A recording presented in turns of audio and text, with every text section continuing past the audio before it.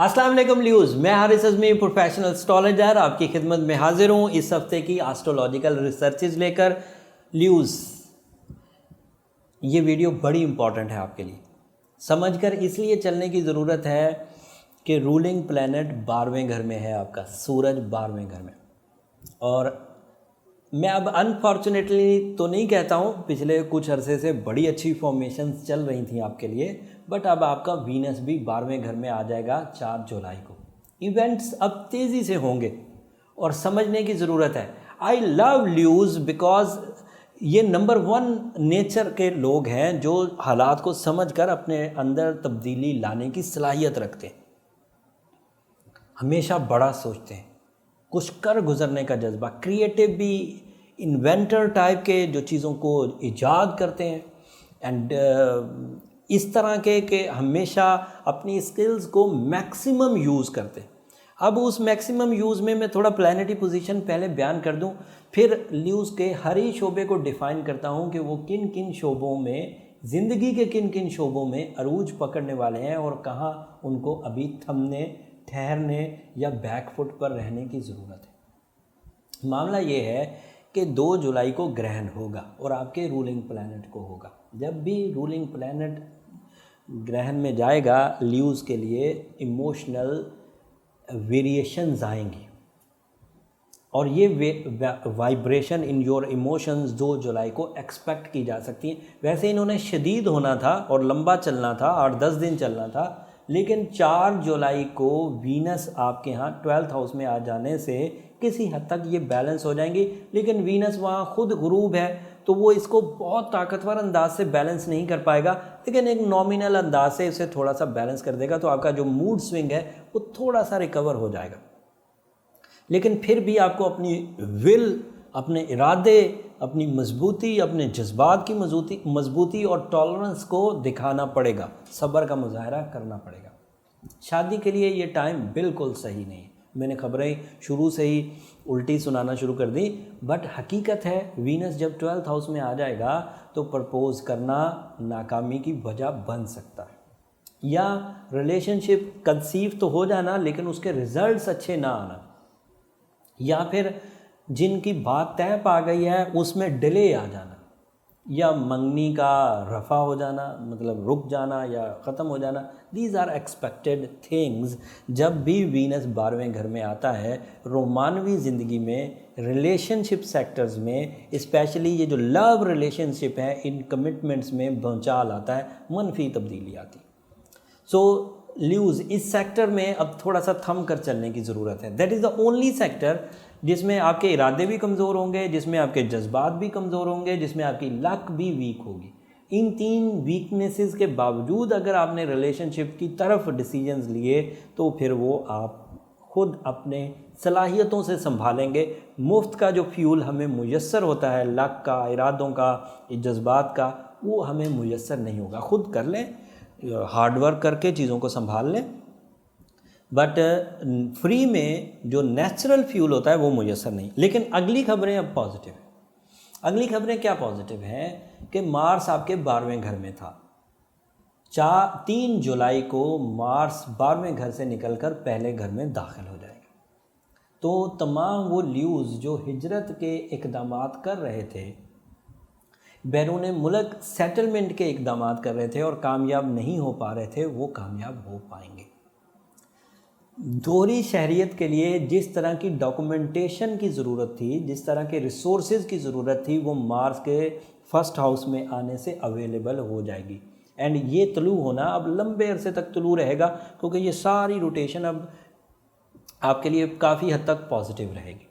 1st house में ल्यूज़ के लिए मार्स का आना एनर्जी लेवल को भी बढ़ाएगा, शख्सियत को भी रोबदार करेगा, बावकार करेगा, अफेक्टिव करेगा। आपका जो डोमिनेटिंग एबिलिटीज़ हैं वो इंक्रीज़ कर जाएंगी और उस इंक्रीज़ करने से ज़रिया माश पर बड़ा पॉजिटिव असर पड़ेगा। ज़रिया माश की पॉजिटिविटी फ़िलहाल मुयस्सर नहीं आएगी, लेकिन आपके प्लान्स, आपकी जो पर्सनैलिटी है, ये उसका बेस ज़रूर बनाएगी। अगर ये बेस बनता रहा तो वक्त आपको अगर अच्छे तरीके से ना भी सपोर्ट करे तो आपकी अपनी ज़ाती सलाहियतें आपको सोर्स ऑफ इनकम में स्टेबल, स्मूथ और बाख्तियार बनाती रहेगी। एंड मरकरी अभी तो इस हफ्ते तक वहाँ पर फर्स्ट हाउस में अवेलेबल है, जो आपको अक्ली सलाहियतों से भी मुज़य्यन कर रहा है, बारीक बीनी दे रहा है, मज़मून दिमाग में बहुत उतरेंगे, आईक्यू लेवल बहुत स्ट्रॉन्ग होगा, एंड इसी के एतबार से आप वे आउट्स बड़े तलाश कर लेंगे। लेकिन मरकरी 8 जुलाई को फिर रेट्रोग्रेड हो जाएगा, लेकिन वो 8 जुलाई अगले हफ्ते में एग्जिस्ट करती है, तो वो तफसील फिर अगले हफ्ते बयान करूँगा। 10th हाउस में यूरेनस के होने की वजह से कैरियर अपॉर्चुनिटीज़ बहरहाल मिलती रहेंगी। 10th हाउस में यूरेनस के होने की वजह से एंड मार्स के पहले घर में होने की वजह से आप उन अपॉर्चुनिटीज़ को कैश भी कर सकेंगे। 10th हाउस में यूरेनस की होने की वजह से जॉब स्विच कर सकते हैं एंड जॉब ऑप्शंस अपग्रेड होते हुए भी नज़र आ रहे हैं। फिर भी आपको थोड़ा सा मोहतात रहने की इसलिए ज़रूरत है कि आपका अपना रूलिंग प्लैनेट 22 जुलाई तक के लिए अब गुरूब फॉर्म में है, कमज़ोर फॉर्म में है, वो आपको इरादों की कमज़ोरी देगा। अल्लाह ताला के बनाए हुए कवानीन के एतबार से इस सोलर सिस्टम को जो हम अपनी अकल से समझ पाए हैं, सूरज का 12वीं पोजीशन पर जाना कमज़ोरी देता है, इरादों में भी एंड रिसोर्सेज में भी। और फिर ऊपर से एक मामला क्या है कि जुपिटर आपके 5वें घर में रेट्रोग्रेड है। ये पुराना जो अप्रैल से चलता आ रहा है, अगस्त तक चलेगा। जुपिटर की 5वें घर की रेट्रोग्रेशन आपके लिए थोड़ी सी मायूसी की वजह उस वक़्त बनेगी जब आपका पब्लिक इमेज थोड़ा सा डिक्रीज़ होगा।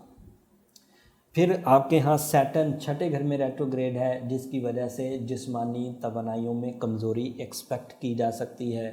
थोड़ा वबाई अमराज में न्यूज़ घिर सकते हैं, कुछ हादसात का भी सामना करना पड़ सकता है, जिसका नुकसान जिस्म को होगा, जिसका नुकसान ऑर्गन्स को होगा। इन सब चीज़ों से अगर बचना चाहते हैं तो वैसे तो मैं बहुत अरसे से रमज़ान सीज़न से आपको ये बयान करता आ रहा हूँ कि सूरह शम्स आइडियल है। अब 7 दफ़ा पढ़नी है।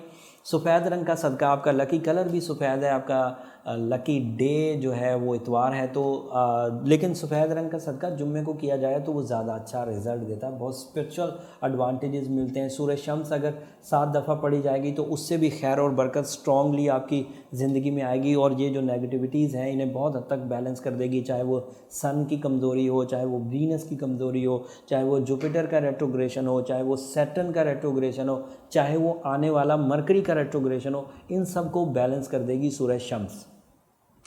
और जो चीज़ें इनसे हमें मिलनी थी और वो मिल नहीं रही, उन्हें पूरा कर देगा रूबी स्टोन, याकूत।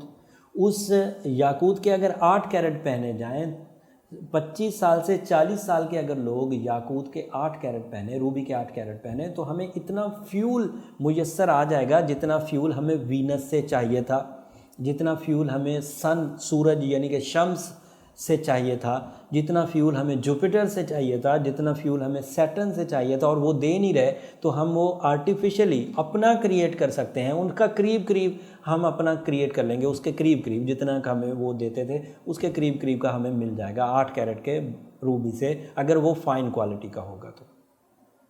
नंबर 1 डिजिट आपका लकी है, 1 नंबर। जिनका 1 लकी हो उनका यकम तारीख भी लकी होती है और उनकी 10 तारीख भी लकी होती है। इतवार का दिन आपका लकी है, सुबह 10 AM से लेकर 1 PM तक का टाइम आपका लकी रहेगा।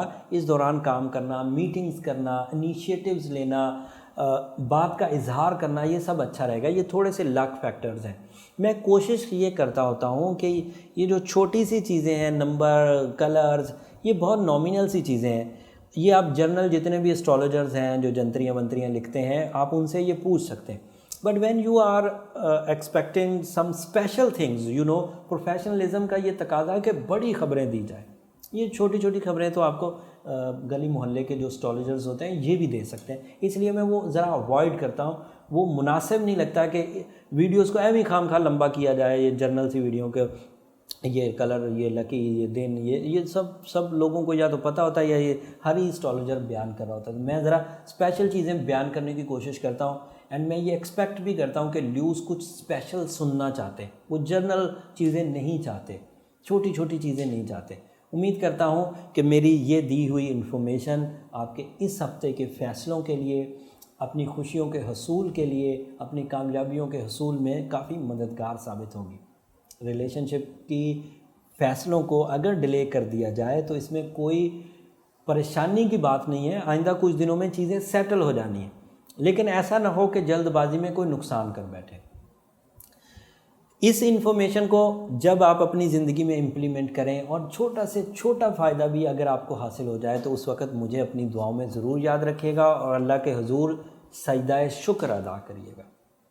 अगले हफ्ते तक के लिए अब इजाज़त दीजिए। जाते जाते चैनल को ज़रूर सब्सक्राइब कर लीजिए। अगली जो वीडियोज़ आने वाली हैं वो मरकरी की रेट्रोग्रेशन पर हैं, चाँद के ग्रहण पर हैं, और जो प्लानिटरी पोजीशन अपना जुलाई में चेंजेस लाएंगे वो सब वीडियोज़ रफ्ता रफ्ता आपको मिलती रहेंगी।